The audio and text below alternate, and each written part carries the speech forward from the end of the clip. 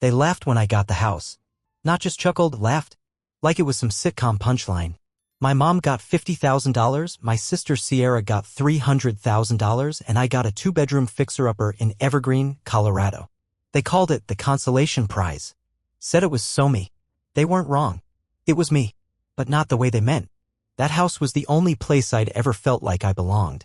Not school, not family dinners, not even my own birthday parties, just that creaky old house with the mountain air and the smell of liniment and peppermint where my grandfather Walter lived. He didn't talk much. Neither did I. But somehow we heard each other better than anyone else ever had. Every summer when the noise of being invisible got too loud, when Sierra's startup wins and charisma trophies soaked up every drop of attention, I'd ride my bike to Walter's house. He'd be on the porch, waiting. 2 spoons, 1 tub of mint chip. No questions. No corrections. Just presence. When he passed, I expected grief. I didn't expect the inheritance to slice the family wide open. Sierra was thrilled with her $300,000. Just enough to scale the next round, she beamed. Mom nodded approvingly. And when the lawyers said my name, Landon Carter, the Evergreen property, they burst out laughing. That place? Seriously. Seriously. I didn't say a word. Just nodded, took the keys, and left. And for the first time in my life, I wasn't looking back to see who noticed. That night, I drove straight there. Parked out front with a grocery bag, mint chip on top. Sat on the porch Walter style, cracked it open, and whispered, "I'm home." They thought I got nothing. Truth is, I got everything that ever mattered.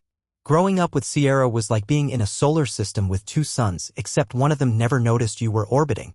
She was loud, brilliant, magnetic, class president, debate champion, voted most likely to disrupt an industry before she even graduated. Every room she entered tilted in her direction, and our parents, well, they tilted right along with it. Me? I was the afterthought. The quiet one. The good kid who didn't cause problems. Which meant I didn't get much attention either. Sierra would bring home a B+, and there'd be a full family sit-down to strategize improvements. I got straight A's? A passing nice job, Landon, on the way to her product pitch. Even when I got into UC Berkeley on a full scholarship, they barely blinked.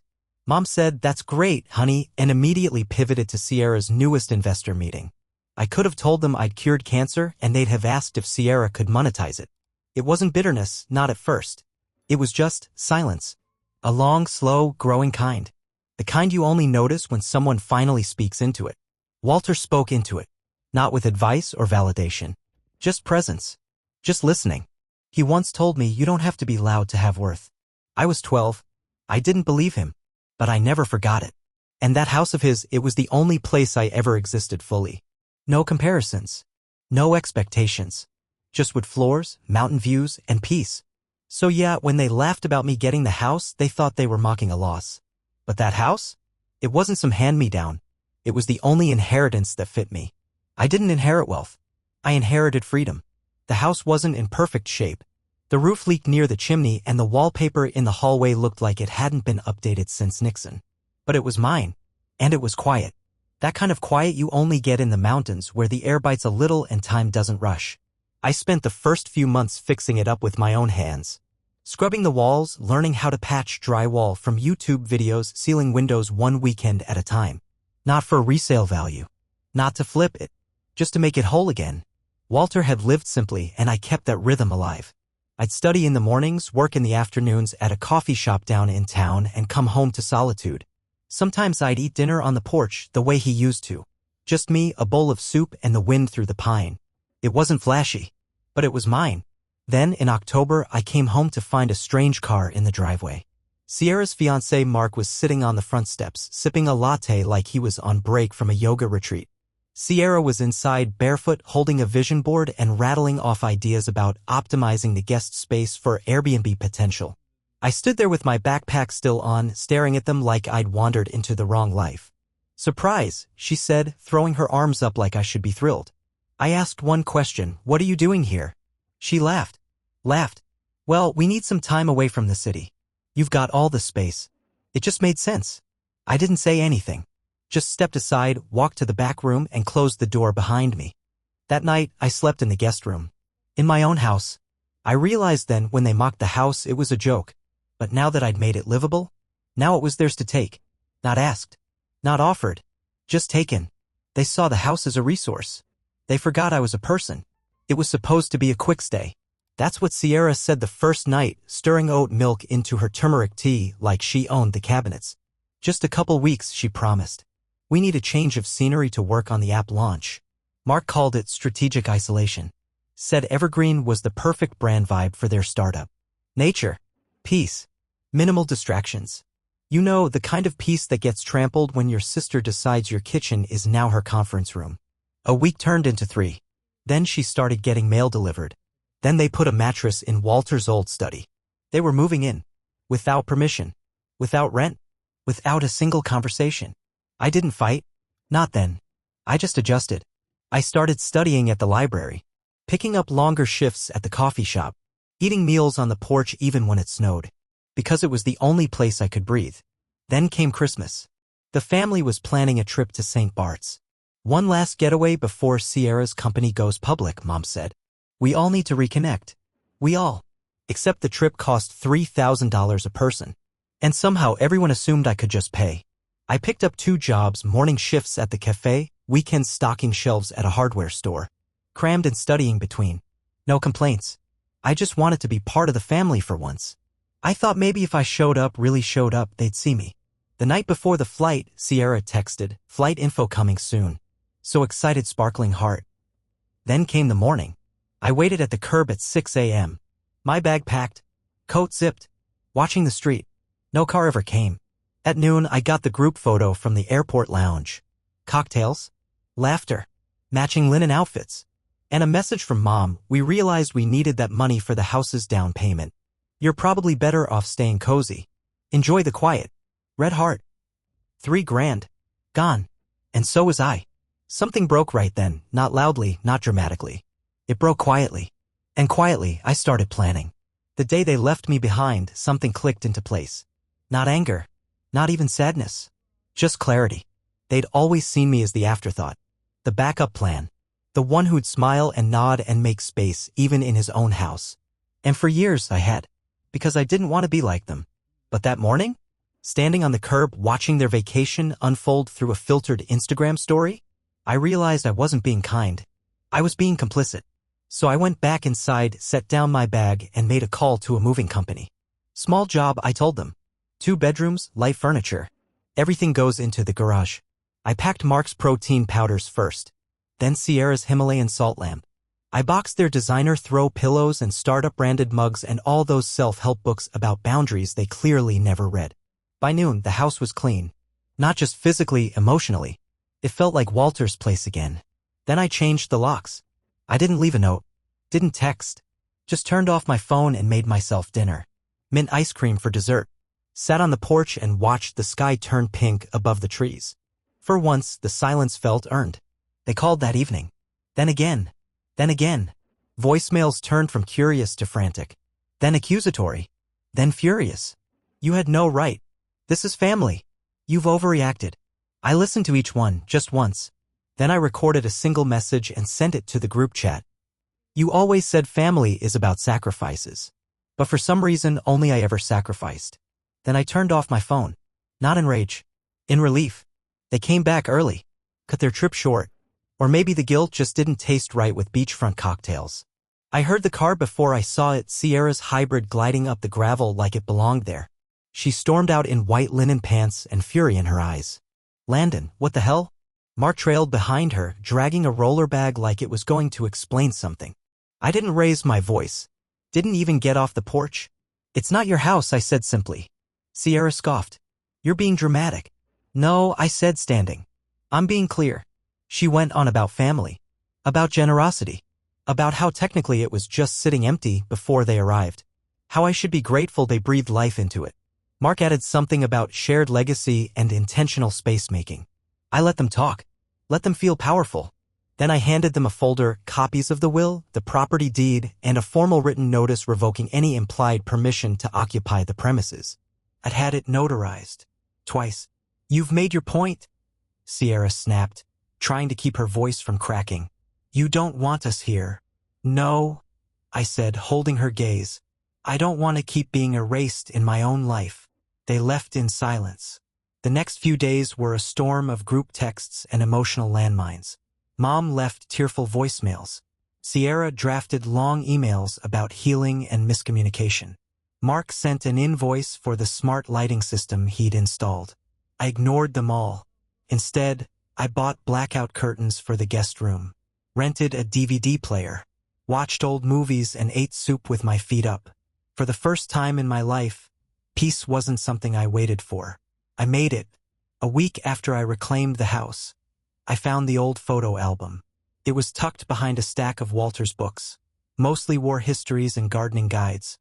But there it was, thick leather cover, edges worn from years of handling. I hadn't touched it since the funeral. Flipping through it felt like stepping back into a life that had made room for me. Photos of me and Walter on the porch. Me holding a wrench while he taught me how to fix a leaking pipe. That one picture where we both fell asleep in camping chairs. Mint chip melted between us.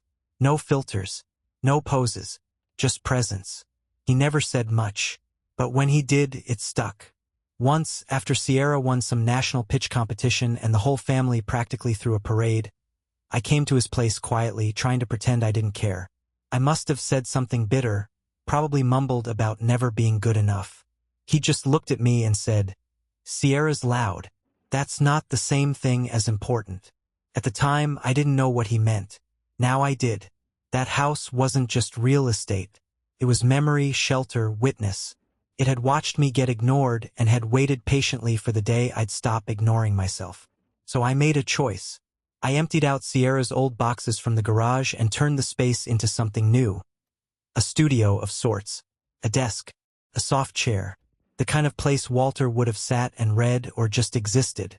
And on the windowsill I placed the photo of us, mint chip in hand, side by side. Not because I missed him, but because I remembered who I was when I was with him. And I was finally ready to be that person again.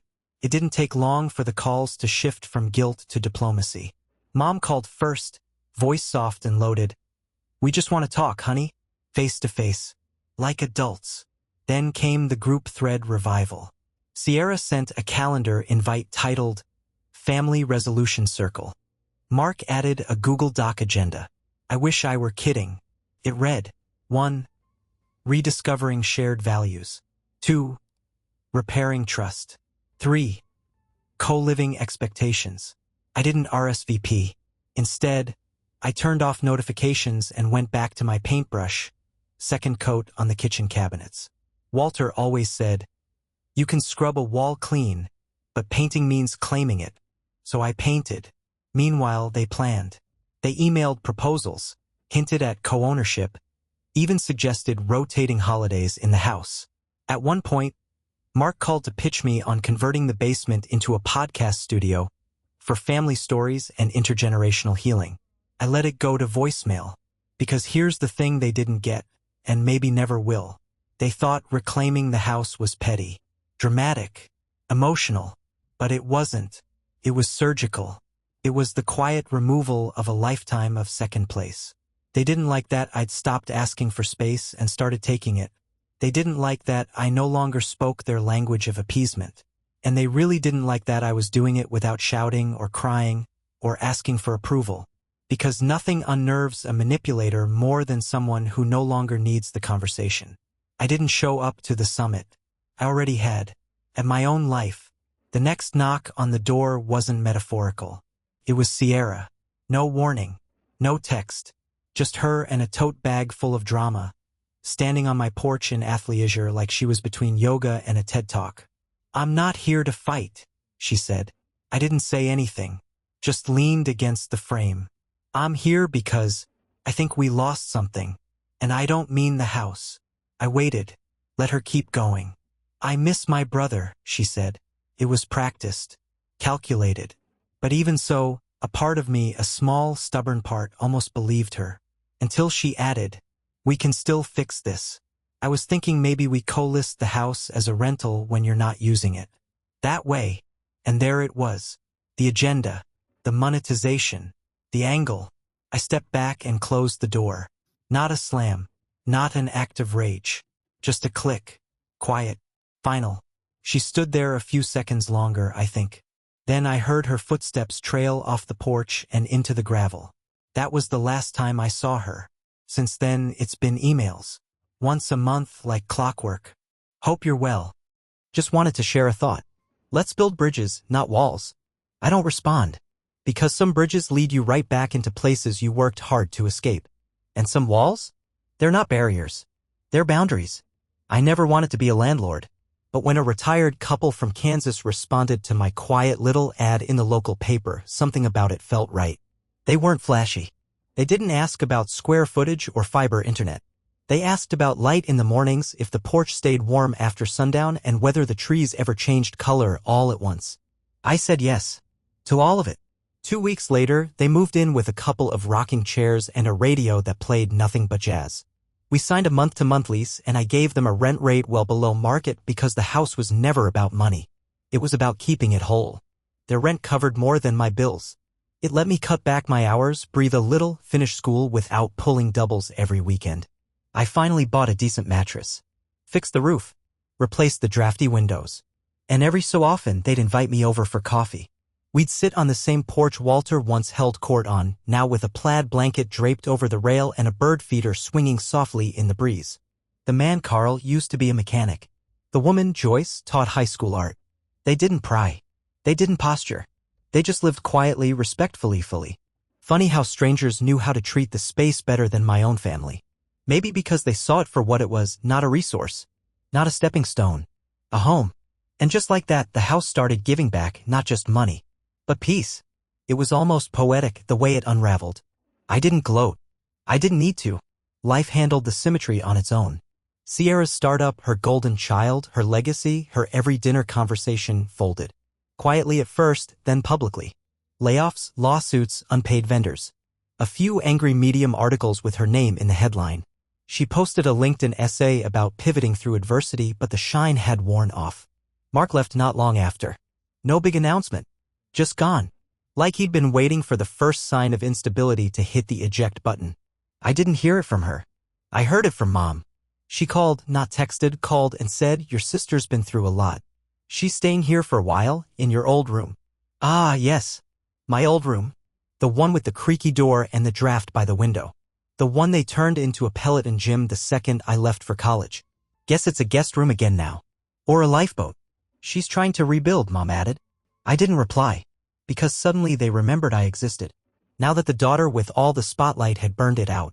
Funny how that works. I hung up before the part where she asked if I could help. Or contribute. Or understand. Because I did understand. More than they ever gave me credit for. I understood what it meant to fall quietly. To land in a place where no one claps, no one notices, and the silence doesn't care how loud you used to be. Sierra was finally living a chapter one knew by heart. Difference was, I built something out of it. She just arrived. It started with a subject line. Can we talk? Then another. Life's too short for silence. Then came the full letter. Pages long. From Mom, from Sierra, from both. A digital olive branch with just enough polish to sound sincere and just enough spin to make me question if I was the villain. Sierra wrote about growth. About how hardship had reshaped her values. How she finally saw the privilege she never acknowledged. She even used the word humility. Mom chimed in with family photos attached, old ones, back when we still fit in the same frame. She wrote things like, "We were never perfect, but love was always there, and let's start fresh." They wanted to meet. They wanted to visit the house. They wanted to reclaim what mattered. I read the email twice. Then a third time. And I didn't respond. Because you can't build a bridge on rot. Not when the same people who lit the fire now want you to forget there ever was smoke. Not when their version of healing means returning to the roles that kept you small. What they really wanted was access. To the peace I had built. To the proof that I'd been right to step away. They wanted comfort. Not accountability. So I let their emails sit. Unread. Unanswered. Because silence, real silence, the kind you choose, isn't punishment. It's power. The funny thing about rebuilding your life is it doesn't look like a movie montage. There's no triumphant music. No dramatic reunion. No big speech that makes it all make sense. There's just time. And in that time, I started collecting little victories. Passing my final exams. Paying off my student debt with rental income. Buying real furniture, not just whatever was cheap or leftover. Sunday mornings with no guilt. Tuesday nights with no noise. And most of all, quiet. Not the old kind, the hollow, forgotten silence I used to live in. This one was different. It was peace earned. I stopped checking social media. Stopped tracking what Sierra was doing, where she was speaking, what startup she was advising. I let go of the part of me that needed her to see me. Because chasing recognition from people who only look when it serves them? It's like begging for a flashlight in daylight. I still got the occasional text. From Mom. Sometimes from an unknown number I could guess. Always polite. Always layered. But I didn't bite. Instead, I called Carl and Joyce, my tenants, my accidental friends, and asked if they needed anything. Joyce said they'd trimmed the hedges, fixed a squeaky screen door, and hoped I'd stop by soon. That's who I was investing in now. Not people who'd written me off until they needed access, but people who quietly chose to respect the space I made. That's what Walter would have done. He never asked people to love him loudly. He just left the door open for those who deserved to walk through it. A year to the day after the inheritance meeting, I opened my laptop and saw the same image I've kept as my background since the day I moved in. It's nothing fancy, just a photo of Walter and me on the porch. 2 spoons. 1 tub of mint chip. He's looking off toward the mountains like he heard something I hadn't yet grown old enough to understand. I remember taking that picture on a timer. I remember not smiling. Not because I wasn't happy, but because being there didn't feel like a moment. It felt like a place. And now, I live in that place. I don't mean evergreen. I mean here, the space I carved out of their noise. A life that doesn't beg for approval or apologize for its shape. I'm not angry anymore. Not bitter. Not looking for apologies that'll never come. Because somewhere along the line, I realized this wasn't revenge. This was recovery. Reclaiming the things they thought didn't count. A house. A name. A life built quietly and held with both hands. They thought taking the spotlight meant they owned the story. But the truth? The spotlight just makes it easier to see what was hollow all along. The real story happened offstage. In silence. In resilience. In me. They still reach out sometimes. Birthdays. Holidays. Big family updates wrapped in small talk. I don't answer. The house is still rented. The savings account is growing.